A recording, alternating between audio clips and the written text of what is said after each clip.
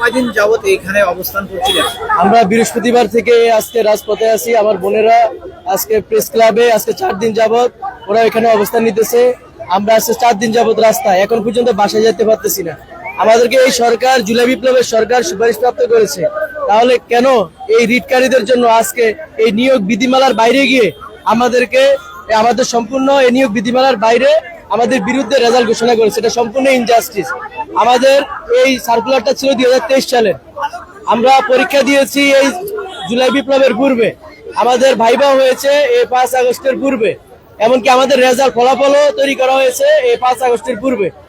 কিন্তু আমাদের না, ফলাফল তৈরি করা হয়েছে জুলাই বিপ্লবের পূর্বেই, কিন্তু সার্বিক পরিস্থিতির কারণে ওই সময় ফলাফল ঘোষণা করতে পারেনি। পরে জুলাই বিপ্লবের পর 3 মাস পর আমাদের 3 মন্ত্রণালয়ে সুপারিশ ক্রমে এই রেজাল্টটা ঘোষণা করা হয়। কিন্তু সম্পূর্ণ নিয়োগ বিধিমালা মেনে, আইন মেনে এই 3 মন্ত্রণালয়ের সুপারিশে এই ফলাফলটি দেওয়া হয়। কিন্তু 31 জন রিটকারী, ওরা ওদের চাকরি হয়নি বিধায় ওরা ক্ষোভের বশবর্তী হয়ে আমাদের বিরুদ্ধে রিট করে, যার কারণে এই বিচার বিভাগ সম্পূর্ণভাবে বেআইনি ভাবে নিয়োগ বিধিমালার বাইরে গিয়ে আমাদের বিরুদ্ধে এই রায়টি ঘোষণা করে, যেটা আমরা অবৈধ বলে মনে করি এবং আমরা এটা মানি না।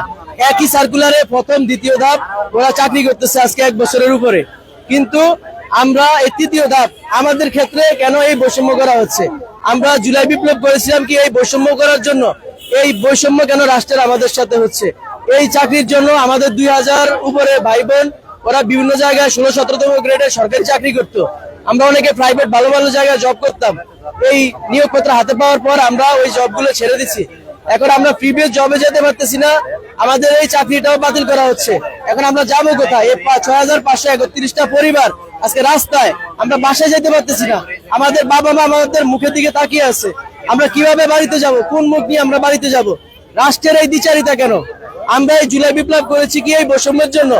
এই রাষ্ট্রের কাছে আমাদের এখন একটাই অনুরোধ, যাতে আমাদের খুব দ্রুত আমাদের যোগদান সম্পূর্ণ করে।